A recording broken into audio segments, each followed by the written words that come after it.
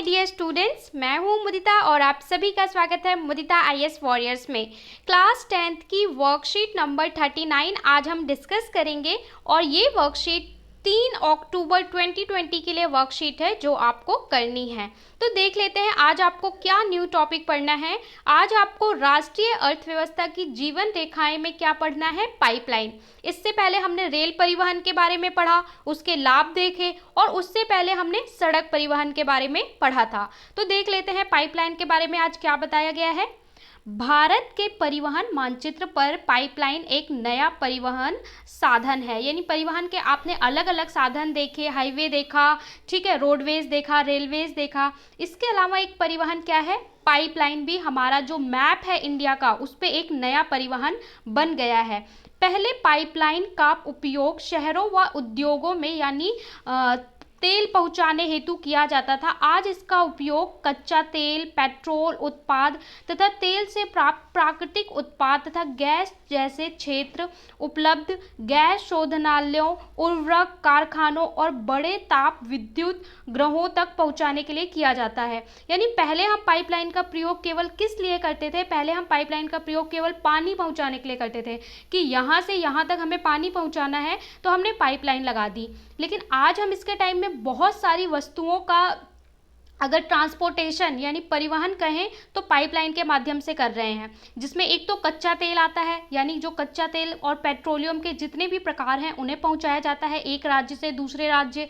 इसके अलावा पेट्रोल उत्पाद, तेल से प्राप्त प्राकृतिक उत्पाद, इसके अलावा जितने भी हमारे शोधनालयों या उर्वरक कारखाने हैं और विद्युत ग्रह हैं, यहाँ तक यानी जहाँ पे बिजली बनाई जाती है यहाँ तक बहुत सारे पदार्थ जो हैं पाइपलाइन के माध्यम से ही पहुँचाए जाते हैं।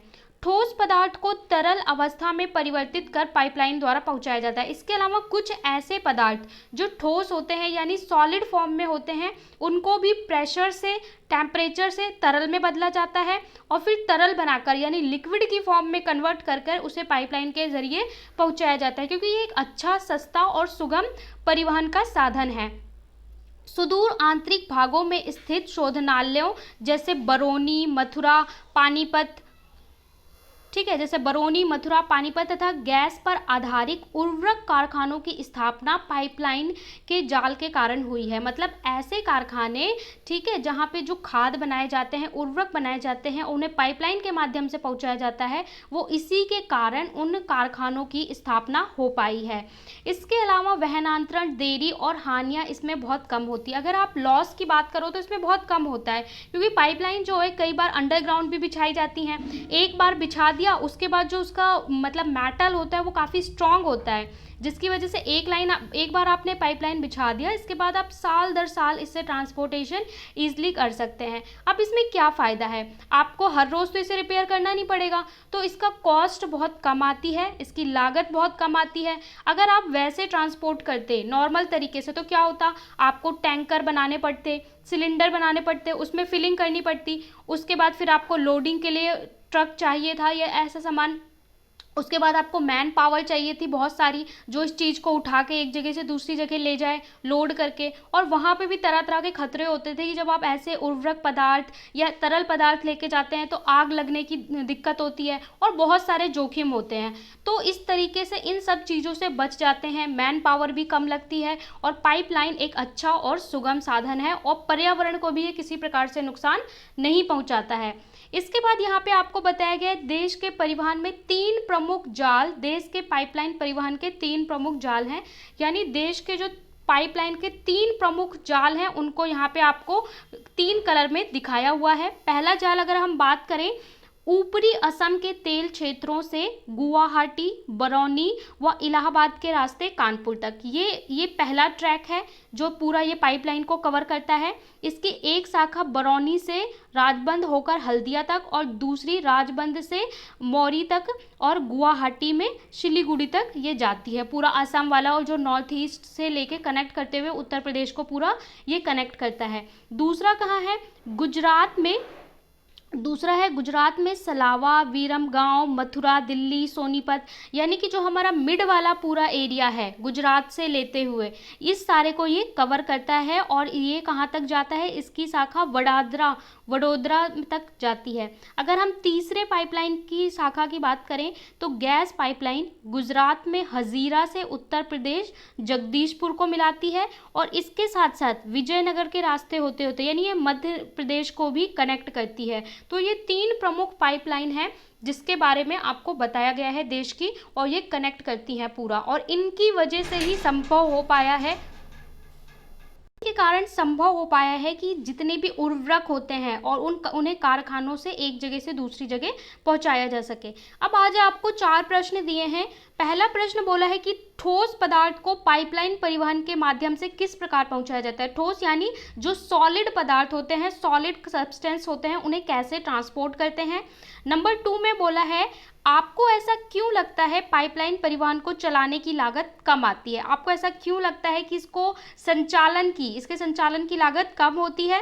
प्रश्न 3 में बोला है देश में पाइपलाइन परिवहन के 3 प्रमुख जाल कौन से हैं, जो हमने यहाँ पे डिस्कस किए, आपको तीनों बताने हैं। और चौथे में बोला है कि पाइपलाइन परिवहन के माध्यम से आपके घर तक क्या पहुँचाया जाता है और इस माध्यम से परिवहन कैसे सस्ता होता है। फटाफट से आंसर डिस्कस कर लेते हैं। सबसे पहले ठोस पदार्थ को पाइपलाइन परिवहन के माध्यम से किस प्रकार एक जगह से दूसरी जगह भेजा जाता है, तो आप लिखेंगे ठोस पदार्थ को तरल अवस्था में परिवर्तित कर पाइपलाइन के द्वारा भेजा जाता है। यानी स्लरी मतलब क्या होता है, जो आपका सॉलिड फॉर्म है उसे लिक्विड में कन्वर्ट किया जाता है, ये या फिर लिक्विड के जो एक्वस होता है उसमें थोड़ा सा जो बह सके, फ्लो कर सके, ऐसे कंटेंट में कन्वर्ट किया जाता है। इसके बाद उसे भेजा जाता है पाइपलाइन के द्वारा। तो ये आपका पहला आंसर हो गया। Come to the next. Second प्रश्न में आपसे बोला है कि आपको ऐसा क्यों लगता है पाइपलाइन परिवहन को चलाने की लागत कम आती है। तो आप बोलेंगे पाइपलाइन परिवहन को चलाने की लागत कम आती है, ऐसा इसलिए लगता है क्योंकि हमेशा आपको सोशल स्टडीज़ के आंसर पॉइंट्स में देने हैं। जब आप पॉइंट्स में देते हो तो आप इजीली लिख सकते हो और एग्जामिनर को भी आंसर ग्रैप करने में आसानी होती है।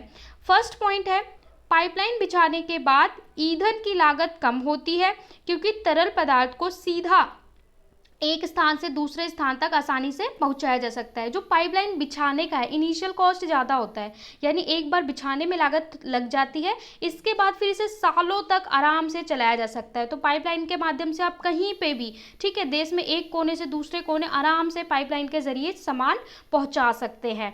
दूसरा, अन्य साधनों की अपेक्षा इसकी संचालन एवं रख रखाव की लागत भी बहुत कम आती है। संचालन मतलब इसको चलाने की, और रख रखाव की, इसमें जल्दी टूट फूट या ज़्यादा रिपेयर की ज़रूरत नहीं पड़ती है। तीसरा है कि पाइपलाइन ऊबड़ खाबड़ भू प्रदेशों के अतिरिक्त पानी के भीतर भी बिछाई जा सकती है। यानी ऐसे प्रदेश जहाँ पे आप सामान आसानी से नहीं पहुंचा सकते ट्रेन से, बस से, वहाँ पे भी पाइपलाइन बिछाई जा सकती है और आसानी से पदार्थ को पहुंचाया जा सकता है। साथ ही पानी के नीचे यानी अंडर वाटर भी पाइपलाइन बिछाई जा सकती है और वहाँ पे ट्रांसपोर्ट किया जाता है। तो ये सारे रीज़न है जिसकी वजह से जो पाइपलाइन है वो अच्छा साधन है और इस वजह से ये सस्ता भी है। तो ये आपका आंसर नंबर 2 हो गया। स्क्रीनशॉट ले सकते हैं और टेलीग्राम से भी कर सकते हैं। टेलीग्राम का लिंक डिस्क्रिप्शन में दिया हुआ है, वहाँ से आप ज्वाइन कर सकते हैं। क्वेश्चन 3 में बोला है कि देश में पाइपलाइन परिवहन के 3 प्रमुख जाल कौन से हैं। तो आप पहले लिखेंगे देश में पाइपलाइन परिवहन के 3 प्रमुख जाल इस प्रकार हैं। नंबर 1, ऊपरी असम के तेल क्षेत्रों से गुवाहाटी, बरौनी व इलाहाबाद के रास्ते कानपुर तक, यानी उत्तर प्रदेश। ठीक है, असम से उत्तर प्रदेश तक आप समझ सकते हैं, नॉर्थ ईस्ट से लेके उत्तर तक। इसके बाद नंबर 2 है गुजरात में सलाया से विरमगांव, मथुरा, दिल्ली व सोनीपत के रास्ते पंजाब से जालंधर तक। और थर्ड रूट कहाँ जाता है, गैस पाइपलाइन गुजरात में हजीरा को उत्तर प्रदेश में जगदीशपुर से मिलाती है और ये मध्य प्रदेश के विजयनगर से होकर जाती है। तो ये 3 रूट हैं जिनके नाम आपको याद करने हैं। आंसर नंबर 3 कंप्लीट हो गया, इसका भी स्क्रीनशॉट ले सकते हैं। हम चलते हैं नेक्स्ट क्वेश्चन पे। फोर्थ में पूछा है कि पाइपलाइन परिवहन के माध्यम से आपके घर तक क्या आता है। अब आपको सोचना है कि आपके घर तक क्या चीज़ है जो पाइपलाइन के ज़रिए आती है, और दूसरा आपको बताना है कि इस माध्यम से परिवहन कैसे आसान और सस्ता हो जाता है। तो देखिए, पानी तो हर किसी के घर पे पाइपलाइन के माध्यम से ही आता है। आप सबको पता है, कोई भी पानी हो वो कैसे आता है, पाइपलाइन से आता है। तो एक तो पानी सबके घर पे आता है, और कुछ लोगों के घर पे गैस सप्लाई होती है। ठीक है, जैसे आप सिलेंडर लेते हो उसी तरीके से गैस की पाइपलाइन होती है, उसे आप कनेक्ट कर देते हो अपने किचन से, और उसका बिल आता है मंथली। तो कई जगहों पे ये चीज़ है और कई जगहों पे नहीं है। तो पानी तो सबके घर पे है, जिनके घर पे दोनों है वो दोनों लिखेंगे। पाइपलाइन परिवहन के माध्यम से हमारे घर तक गैस तथा पानी पहुंच पाता है। ठीक है, अगर आपके घर पे सिर्फ पानी आता है तो आप सिर्फ पानी लिखेंगे। उसके बाद पाइपलाइन परिवहन के माध्यम से परिवहन आसान और सस्ता निम्न प्रकार से हो पाता है, यानी कई कारणों से सस्ता हो जाता है। नंबर 1, क्षति अथवा नुकसान का ना के बराबर होना, यानी बहुत कम नुकसान होता है। नंबर 2, क्योंकि आपने देखा है कि अगर टैंकर में लोड करके ले जाते हैं तो कई बार टैंकर फट जाता है, रोड पे फैल जाता है। इसके अलावा आग लगने की दिक्कत होती है। पर पाइपलाइन में क्या है, अगर वो अंडरग्राउंड से जा रही है या अंडर वाटर से जा रही है तो वो आराम से, उसको कोई छेड़छाड़ नहीं होती है। दूसरा, संचालन एवं रख रखाव की लागत भी काफ़ी कम होती है। तीसरा, इसे दूर दराज के इलाकों और उबड़ खाबड़ क्षेत्रों में बिछाया जा सकता है, जैसे कि नॉर्थ ईस्ट के कई राज्य हो गए, ठीक है, असम वगैरह, जहाँ पर क्या है कि आप देखोगे रेल निकालना या गाड़ी निकालना काफ़ी मुश्किल होता है, लेकिन वहाँ पे भी ये साधन परिवहन का जो पाइपलाइन है इसे ईजिली बिछाया जा सकता है और लॉस भी नहीं होता।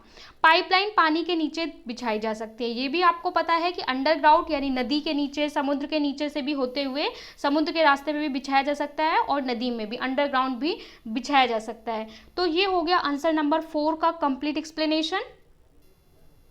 यहाँ पे हमने वर्कशीट नंबर 39 सॉल्व कर ली है, जो इस वीक की लास्ट वर्कशीट है। आई होप आपको ये चैप्टर समझ में आ गया होगा। एक बार चैप्टर को खुद से ज़रूर रीड करें, और आपको अच्छा लगता है तो लाइक करें, शेयर करें और सब्सक्राइब कर लें, जिससे हर वीडियो का नोटिफिकेशन आपको एक दिन पहले ऑन टाइम मिलता रहे। सो बाय बाय, टेक केयर।